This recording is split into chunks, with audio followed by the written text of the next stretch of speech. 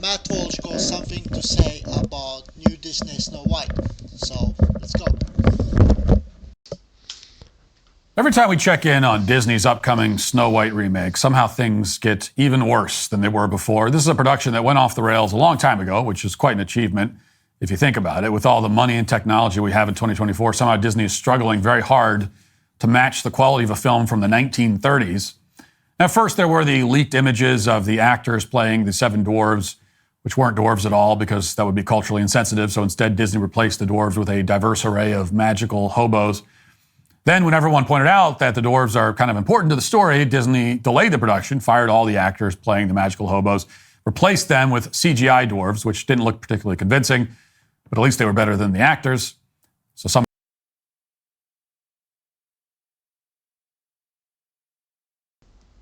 So literally, okay. So first of all, I remember that when they made all seven dwarfs into these diverse people, whatever. Okay, so because it's offensive against dwarfs, the real dwarfs, yeah. And then dwarfs came out and said like, "You literally taking our jobs away.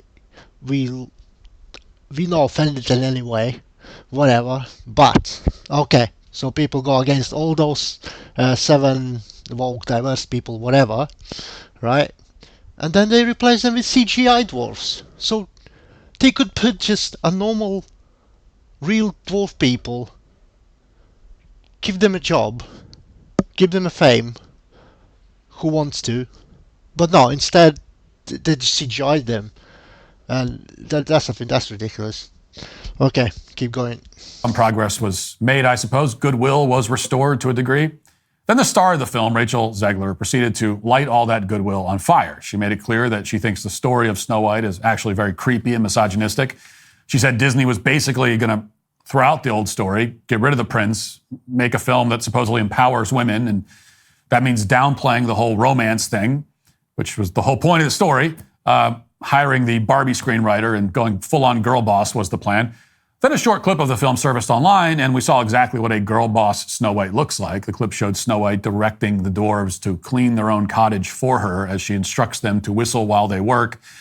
Yes, the dwarves come home from a long day at the mines, and they're met by a bossy, unpleasant woman telling them to clean up. Doesn't even help them in this version, which is a pretty big change from the original. She also doesn't seem remotely grateful that they're giving her a place to stay when she desperately needs it. Instead, she just sings along and watches the dwarves do all the work, almost sadistically, really. And once again, as you'd expect, this footage caused a backlash, and Disney quickly had it scrubbed from the internet. Then a couple of months ago, Disney uploaded this teaser for the film. This was their big moment to win back the fans. Here's just a quick part of it. So, whistle while you work.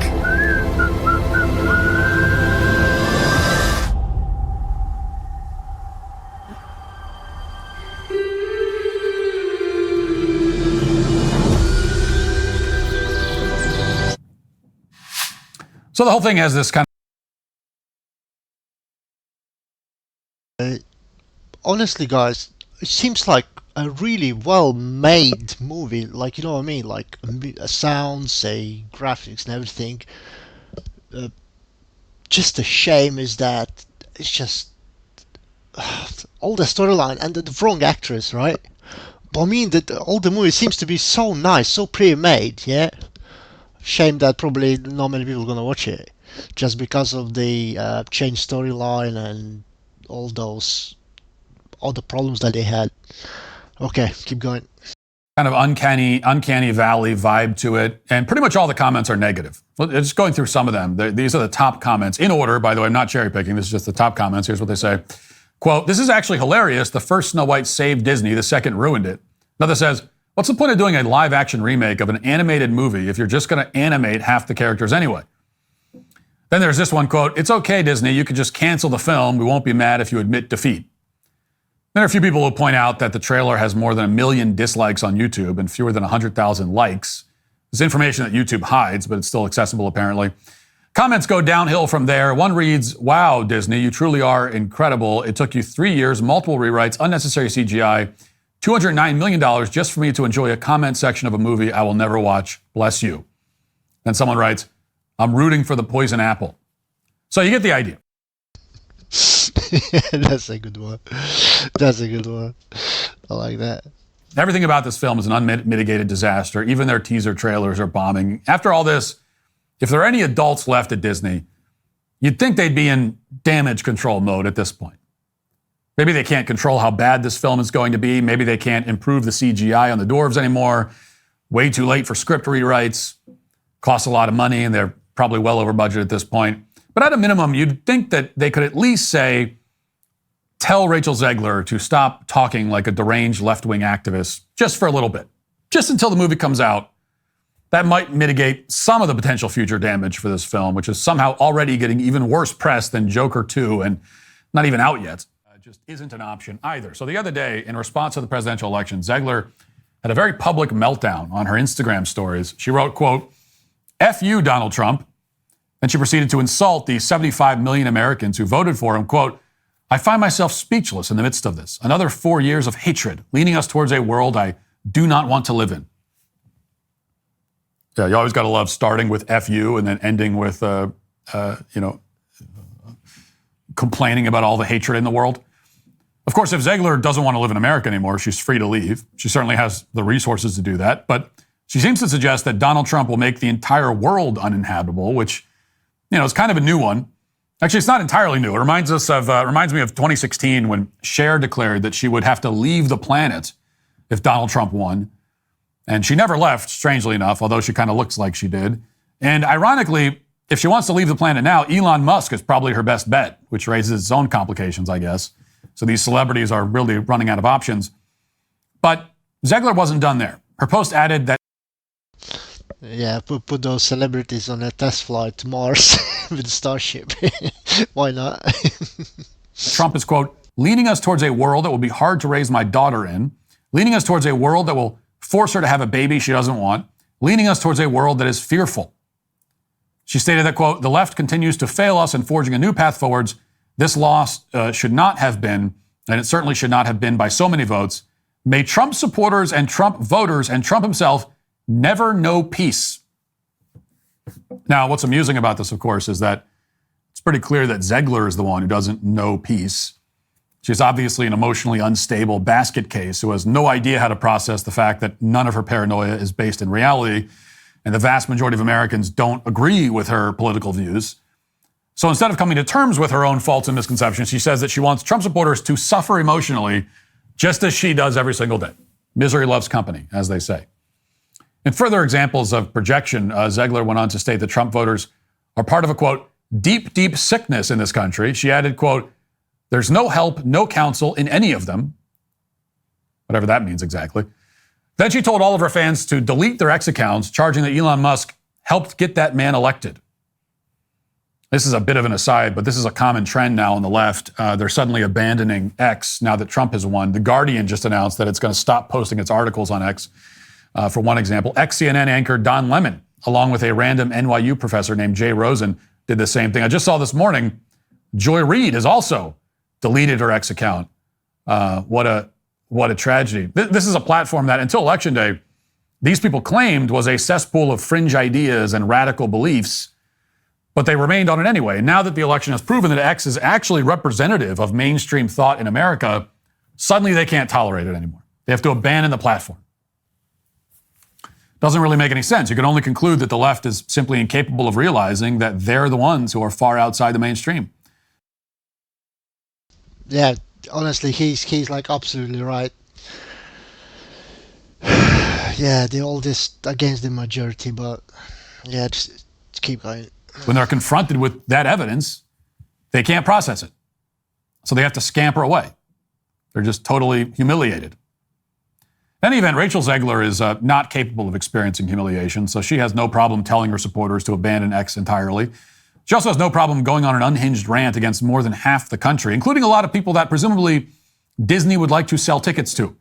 Many of those Republican voters are in the target audience for the Snow White remake. They're the people who like these kinds of traditional stories. They're the people who are having kids. These are the kinds of people Disney needs to show up if the movie is going to be... That's exactly right. That's exactly right. Because that's the majority who's got kids and who's against all this woke culture and all that stuff. Those are the ones who's got kids, right? And that's the audience that Disney should aim for. But they're doing opposite. They're doing opposite. I think there's a lot of BlackRock is involved into that as well. Like they said before, they're just gonna, how to say, like push the behavior and don't care about the money that much. I don't know. Just speculating. Keep going. Remotely profitable. And now the star of the film is telling them all to go to hell. Now, one of the many ironies here is that about a year ago, Disney CEO Bob Iger said the company would stop getting involved in these political fights. He said that they wouldn't push any kind of agenda. He said they'd quiet the noise and proceed with decency and respect for their audience. Well, I guess so much for that. Now, according to the star of Disney's upcoming marquee film, 75 million Americans are horrible people who should suffer for all eternity. The other remarkable aspect to this is that Disney, as you may recall, fired Gina Carano for her allegedly controversial social media post just a couple of years ago. And, Gina Carano never did anything remotely like what Rachel Zegler has done. Gina mocked the idea of wearing masks and preferred pronouns, which makes sense because wearing masks and preferred pronouns are both really dumb ideas. And she pointed out that totalitarian governments make citizens hate one another, which is true. History proves that's true. And for all this, Disney fired her. And her talent agency dropped her on top of it. Gina Carano did not personally attack tens of millions of people. She didn't berate her own fan base. She didn't say that half of the people who watch Star Wars are bad people. She didn't say that. Instead, she articulated views that the vast majority of Americans agree with. So why is she still involved in litigation with Disney to get her job back while Rachel Zegler is the face of the company's upcoming blockbuster film? Now, we all know the answer to that question. Disney, despite what its CEO says, is an explicitly political operation. But more than that, they're vengeful. Even though it's clearly not helping them financially, they can't hide their disdain for tens of millions of Americans. That's very bad news for Disney shareholders and everyone else hoping that this company might one day return to what it once did, which is to create entertaining family films that normal people want to watch. It's virtually guaranteed the Snow White remake is going to continue crashing and burning over the next few months like a slow-moving train wreck. And especially now, after this was the nail in the coffin, now that you've insulted more than half of the people you would need to come watch this movie. And that is why, once again, Disney, their new Snow White film, and Rachel Zegler herself are all today canceled. So yeah, guys, leave in the comments what do you think. Please subscribe and like. This is my first video so far on YouTube.